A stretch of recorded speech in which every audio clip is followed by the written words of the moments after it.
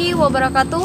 Selamat pagi, Om Swastiastu, Namo Buddhaya, salam kebajikan untuk kita semua.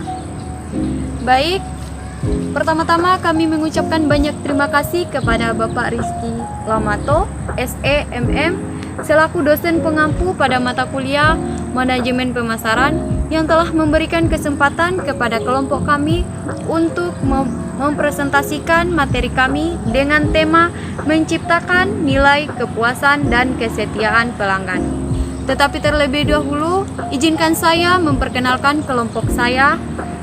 Yang pertama ada Sutantri Aji Bunga, yaitu saya sendiri. Dan yang kedua ada Rey Valenika, yang ketiga ada Suci Emilia Suku, dan yang keempat ada Nikadek Endina Monika, dan yang kelima ada Silvantri Anggraini, dan yang terakhir ada Siswo.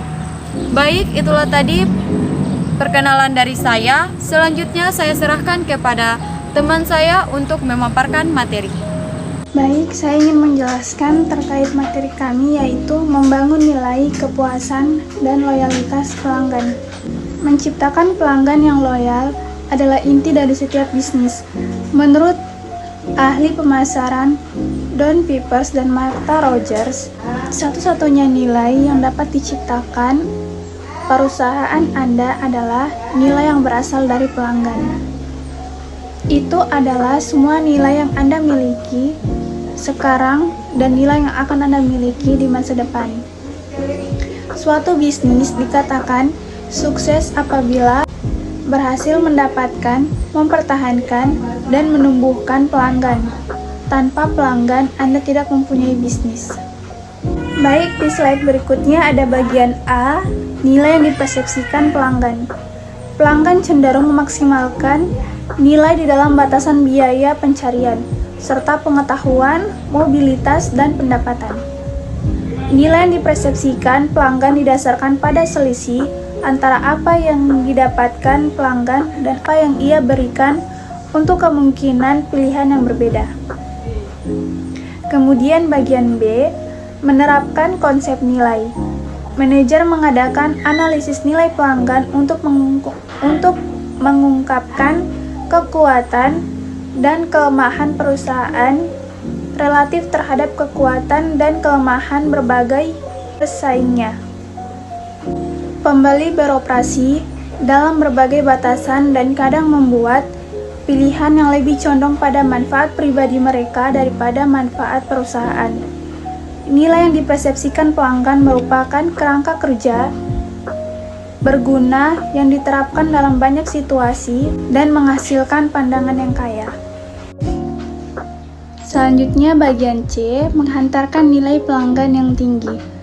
Sistem penghantaran nilai meliputi semua pengalaman yang akan didapatkan pelanggan dalam proses memperoleh dan menggunakan penawaran. Inti dari sistem penghantaran nilai yang baik adalah sekumpulan proses bisnis inti yang membantu perusahaan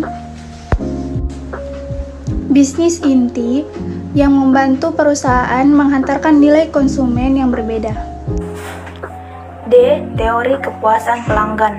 Secara umum, kepuasan adalah perasaan senang atau kecewa seseorang yang timbul karena membandingkan kinerja yang dipersepsikan produk terhadap ekspektasi mereka.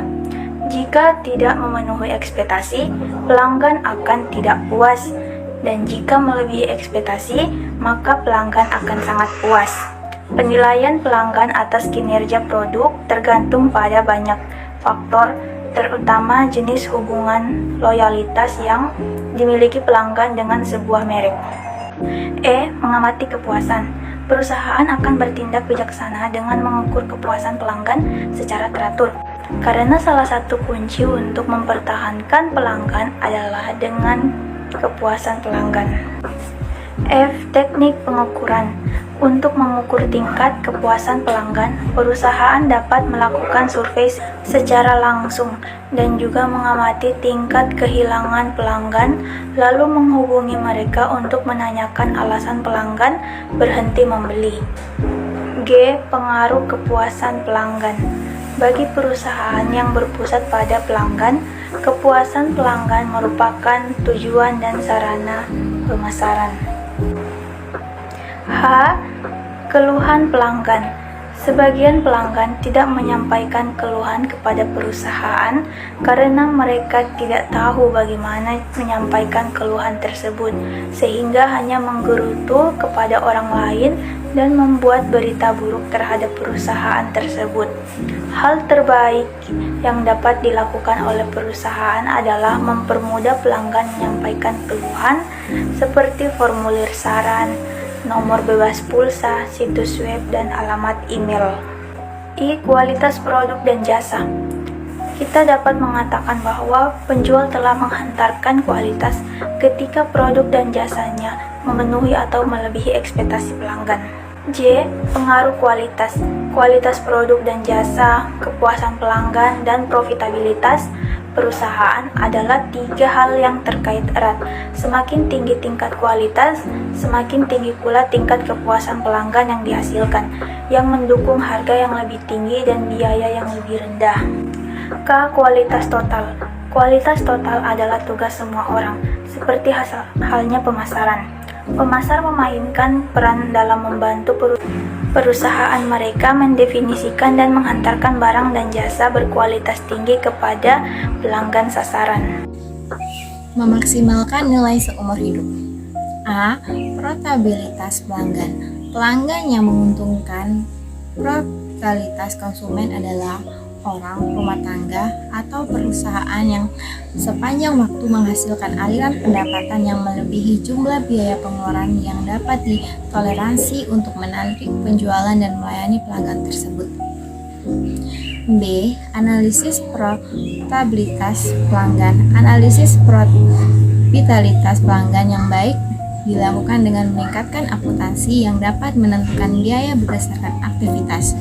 Perusahaan memperkirakan semua pendapatan dari pelanggan dikurangi semua biaya-biaya yang dapat mencakup biaya pembelian dan distribusi panggilan pelayanan, berpergian mengunjungi pelanggan, membayar hiburan dan hadiah, dan semua data perusahaan untuk melayani. C. Profilo pelanggan. Perusahaan terdiri dari komunikasi, rekan teman, dan mitra yang terus berubah. 3 jenis pelanggan yang mempunyai kebutuhan, kegiatan pembelian, penjualan, dan aktivitas pelayanan serta biaya akuntansi dan keuntungan kompetitif yang berbeda-beda. Mengembangkan hubungan pelanggan. Memaksimalkan nilai pelanggan berarti mengembangkan hubungan pelanggan untuk jangka panjang. A. Manajemen hubungan. Pelanggan adalah proses pengolahan informasi rinci tentang pelanggan perorangan dan titik kontak pelanggan secara seksama untuk memaksimalkan loyalitas pelanggan. B. Pemasaran satu-satu. Friends dan Rovers menggarisbawahi kerangka 4 kerja pemasaran satu-satu yang dapat dilaksanakan CRM, yaitu: langkah pertama, mengidentifikasi prospek dan pelanggan. Langkah kedua, mendeskripsikan pelanggan berdasarkan kebutuhan dan nilai mereka. Yang ketiga, berinteraksi dengan pelanggan perorangan untuk meningkatkan pengetahuan Anda tentang mereka dan membangun hubungan yang lebih kuat. Yang keempat, memodifikasi produk dan pesanan kepada pelanggan. C. Meningkatkan nilai basis pelanggan. Pendorong utama nilai pemegang saham adalah nilai agregat dari basis pelanggan. Perusahaan top meningkatkan nilai basis pelanggan mereka dengan melaksanakan strategi dengan baik. B. Mengurangi keberalihan. Perusahaan tidak cukup hanya menarik pelanggan baru.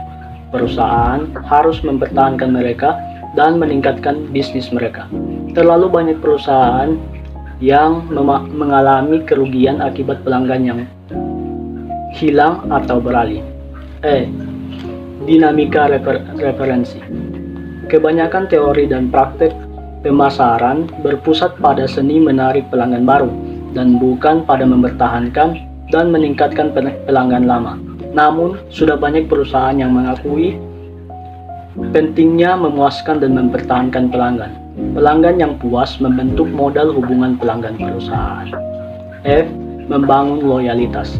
Menciptakan hubungan yang kuat dan erat dengan pelanggan adalah mimpi semua pemasar, dan hal ini sering menjadi kunci keberhasilan pemasaran dalam jangka panjang. G. Berinteraksi dengan pelanggan. Mendengarkan pelanggan merupakan hal penting dalam manajemen hubungan pelanggan. H. Mengembangkan program loyalitas. Dua program loyalitas pelanggan yang dapat ditawarkan perusahaan adalah program frekuensi dan pemasaran klub. I. Mempersonalisasikan pemasaran. Personal perusahaan dapat menciptakan ikatan yang kuat dengan pelanggan melalui pengindividuan dan personalisasi hubungan. J. Menciptakan ikatan institusional. Perusahaan dapat memasok pelanggan dengan peralatan khusus atau hubungan komputer yang membantu pelanggan mengelola pesanan, penggajian, dan persediaan. K. Memenangkan kembali. Kita tidak dapat mencegah beberapa pelanggan tidak aktif atau keluar. Tantangannya adalah mengaktifkan kembali pelanggan yang tidak puas melalui strategi pemenang kembali. Kuncinya adalah menganalisis penyebab keberalihan pelanggan melalui wawancara survei. Database pelanggan dan pemasaran database. Data A, database pelanggan. Banyak perusahaan mencampur adukan daftar alamat, surat menyurat dengan database pelanggan. Database pelanggan mengandung lebih banyak informasi terakumulasi melalui transaksi pelanggan, informasi registrasi. B. Gudang data dan penggalian data. Perusahaan yang handal melakukan penangkapan informasi setiap kali pelanggan berhubungan dengan salah satu departemen. Data ini dikumpulkan oleh hubungan perusahaan dan diatur dalam gudang data atau data warehouse, di mana pemasaran data dapat menangkap, menanyakan, dan menganalisis untuk menarik kesimpulan tentang kebutuhan dan respon pelanggan perorangan. Melalui penggalian data mining, ahli statistik pemasaran dapat menarik informasi yang berupa tentang individu, tren, dan segmen dari perkumpulan data. Penggalian data ini menggunakan teknik statistik dan matematika yang canggih seperti analisis kelompok, deteksi, interaksi otomatis, pemodelan prediktif, dan jaringan cerdas. Manfaat pemasaran database tidak datang tanpa biaya besar. Tidak hanya dalam pengumpulan data pelanggan asli, tetapi juga dalam memelihara dan menggali data tersebut. Ketika pemasaran database berhasil, gudang data menghasilkan lebih banyak biayanya. Tetapi data itu harus berada dalam kondisi yang baik dan hubungannya yang ditemukan harus valid. Baik, itulah tadi pemaparan materi dari kelompok kami. Lebih dan kurangnya kami mohon maaf. Saya tutup dengan billahi fisabilil haq fastabikul khairat. Wassalamualaikum warahmatullahi wabarakatuh.